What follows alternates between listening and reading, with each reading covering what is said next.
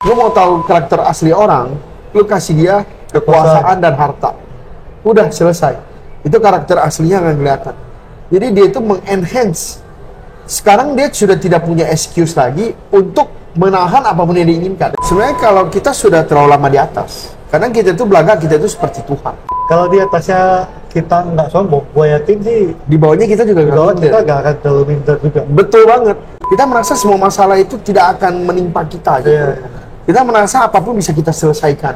Tetapi ya dunia ini penuh dengan misteri ya. Iya. Ada satu hal atau lain hal bisa membuat kita dari atas tiba-tiba ke bawah. Iya. Hai guys, welcome back to channel kami Hubungan Manusia dengan gue Desmond. Dengan saya Hartono. Nah, kali ini kita mau bahas yang lagi viral lah ya bahasanya. Betul. Yang lagi agak kontroversi nih. Jadi seperti yang teman-teman tahu, pasti udah lihat lah semuanya di berita. Iya. Ya ada ceritanya ada anak seorang pejabat mungkin yang Nah, melakukan suatu hal akhirnya ya Jadi kacau balau kasus lah. Maksudnya Jadi kacau berangkat balau. kemana-mana gitu ceritanya ke betul, keluarga betul, dan gimana. betul. Tapi ya kita bukan mau bahas Tentang itu. siapa benar siapa salah sih enggak. Iya. Karena kita bukan urusan kita lah di sana. Jadi kita sebenarnya pengen, tadi kita ngobrol-ngobrol tuh kita berpikir kayaknya banyak hal juga yang mungkin Bisa kita belajar. ya bisa kita belajar dari kejadian ini yang mungkin bisa bermanfaat juga untuk teman-teman. Nah, jadi kita lebih pengen share insight aja sih, apa yang kita dapat dari cerita ini. Betul, betul. Nah, yang pertama nih, sebenarnya ya jadi topiknya itu judulnya ini keren.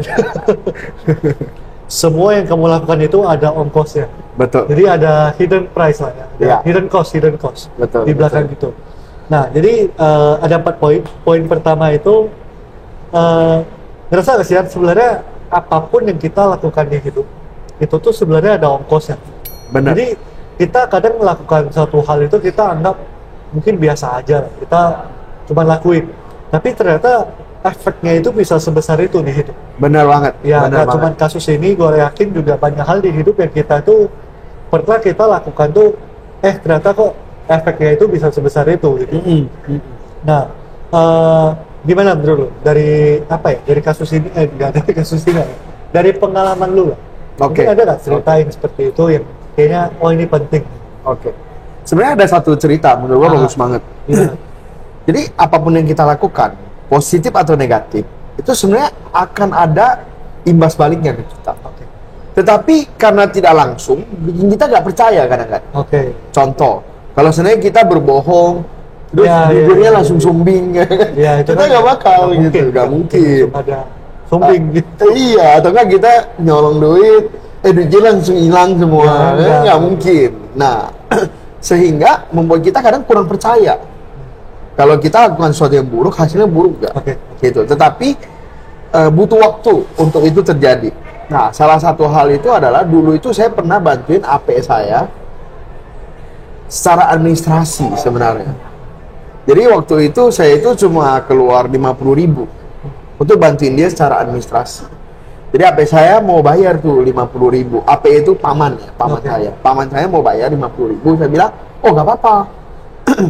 Kayak semacam kartu ATM hilang lah gitu. Saya pergi urus, apa dia bilang, oh nggak apa-apa. Mau bilang, ini aku aja yang urus gitu. Nah, terus AP saya bilang, oh ya udah, kalau gitu kamsia ya gitu. Ternyata waktu itu dia kasih saya bisnis yang lumayan banget. Oke.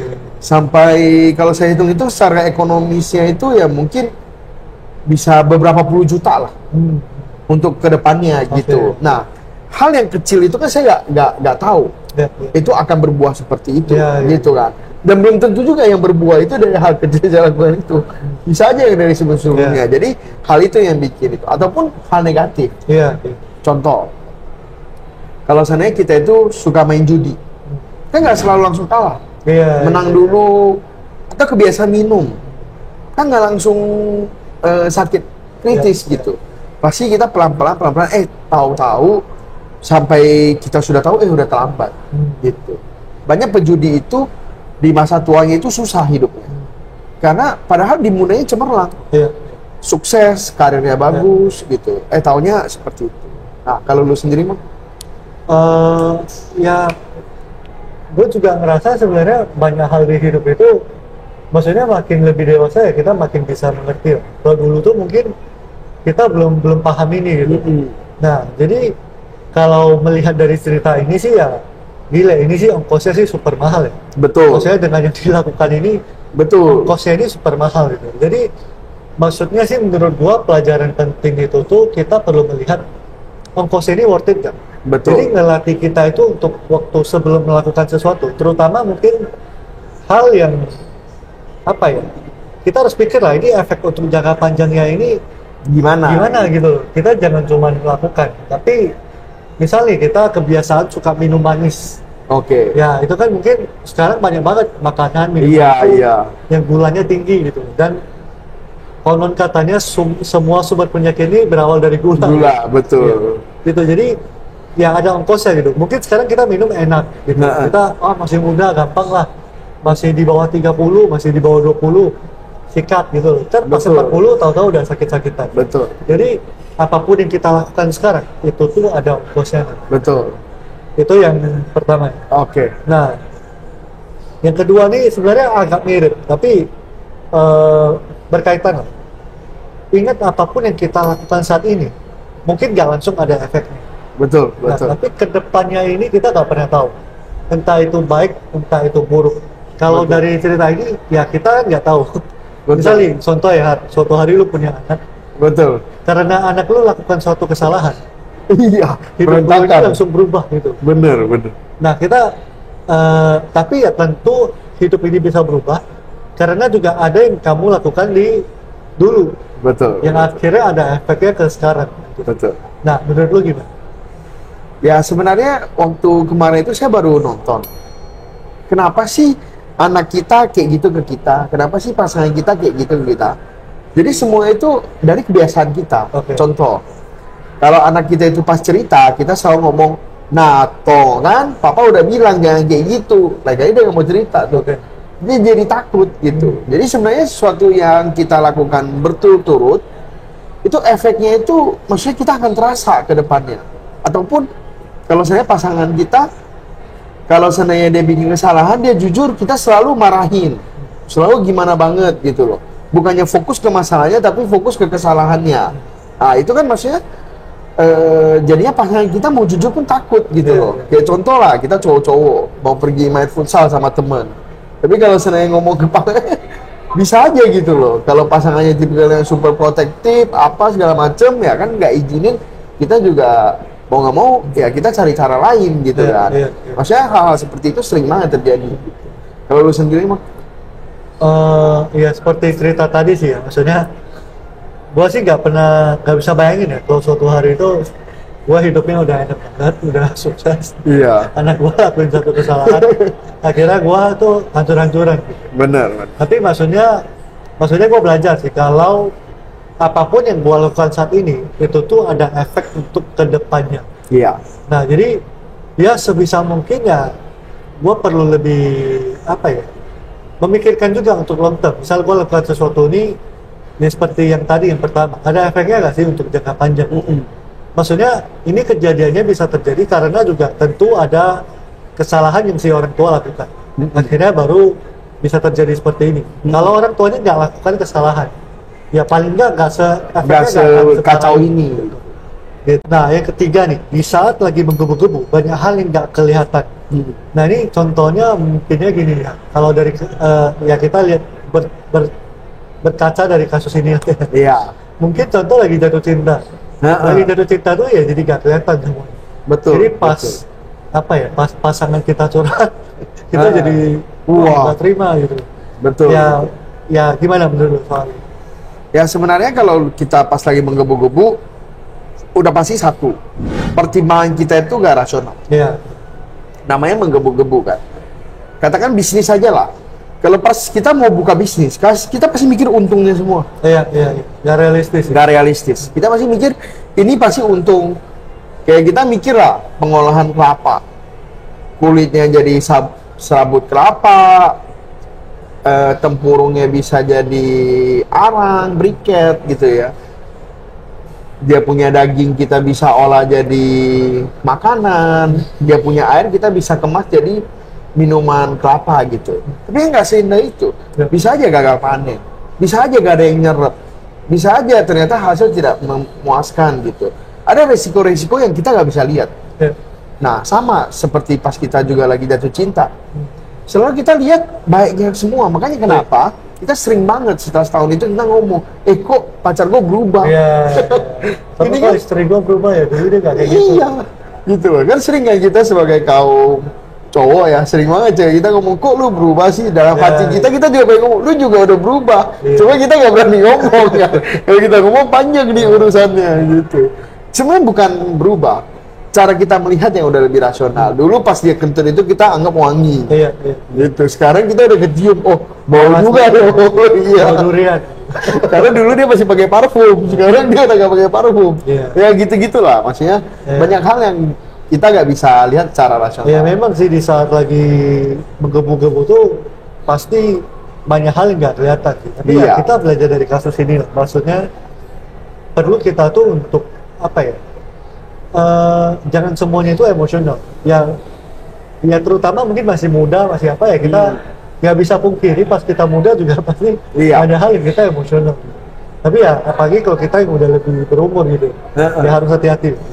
Nah keempat terakhir nih, kalau lu lagi di atas, ingat itu tuh belum tentu selamat. Betul. Begitu juga waktu lu lagi di bawah. Sebenarnya ya pada dasarnya nggak ada yang selamanya. Betul. Semuanya itu ya kalau ada contohnya itu kayak cerita hidup ini kayak roda berputar. Betul. Kadang di atas, kadang di bawah. Ada masanya itu semuanya begitu lancar. Ada masanya itu ya lu lakuin apapun ya apa saja gitu nggak dapet. Betul. Gitu. Betul. Nah menurut lu gimana? Bener banget. Sebenarnya kalau kita sudah terlalu lama di atas, kadang kita itu belaga, kita itu seperti Tuhan. Maksudnya kita itu seperti dewa. Jadi arogan gitu. Arogan sekali gitu loh. Kita merasa semua masalah itu tidak akan menimpa kita gitu. Iya, iya. Kita merasa apapun bisa kita selesaikan gitu. Kita merasa di atas angin, kita merasa tidak ada yang bisa lawan kita. Gitu. Tetapi ya dunia ini penuh dengan misteri ya. Iya. Ada satu hal atau lain hal bisa membuat kita dari atas tiba-tiba ke bawah. Iya. Tetapi sebenarnya pas di atas itu bukan berarti dosa. Banyak juga loh orang yang pas di atas itu melakukan banyak hal bagus Iya, iya. dalam hidup. Banyak juga yang kayak pas dia di atas dia bantu banyak orang. Dia bikin sebuah yayasan, dia untuk bantu lebih banyak. Nah, kalau kita pas di atas kita melakukan hal-hal yang berarti seperti itu, pas kita di bawah biasanya kita nggak terlalu struggle. Kita lebih bisa menerima. Mungkin banyak juga orang yang pengen bantu kita nanti. Betul. Nah, banyak tuh orang berkata kalau seandainya besok itu kan misteri. Yang kita punya cuma hari ini. Kalau seandainya besok meninggal, apa yang pengen kita lakukan hari ini? Nah, kalau seandainya pas kita di atas, kita harus selalu ingat. Belum tentu loh kita hidup selamanya. Iya. Gitu. Jadi kalau dengan ingatan seperti itu, biasanya kita lebih lebih sadar gitu loh, lebih gak serampangan gitu. Iya, iya. Jadi setuju sih. Maksudnya ya apa ya? Semuanya ini kan cuma kayak roda. Iya, berputar roda terus. berputar. Ya kalau kita punya lebih ya kita bantu gitu. Betul. Kalau kita lihat ada yang kurang ya kita bisa apa kita bantu juga. Betul. Begitu juga kadang ya ada masanya kita lagi enggak sejaya dulu atau enggak selancar saat dulu ya nggak apa. Kita juga ngerti bahwa ya ini tuh cuma siklus. Betul. Ada betul. masanya kita akan bagus lagi gitu. Betul. Jadi ya apalagi kalau jadi arogan, jadi sombong.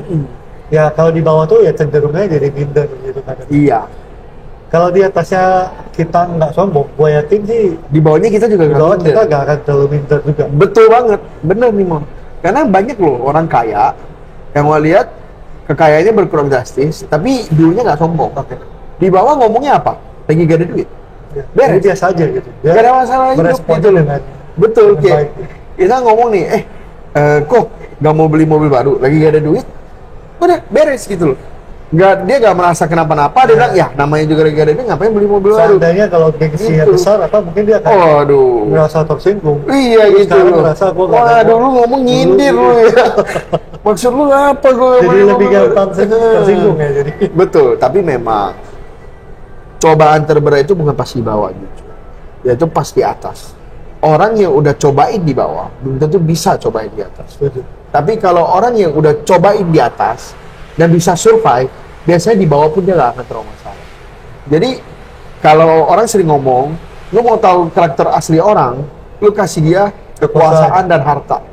Udah selesai. Itu karakter aslinya akan kelihatan. Jadi dia itu mengenhance. Sekarang dia sudah tidak punya excuse lagi untuk menahan apapun yang diinginkan. Ya.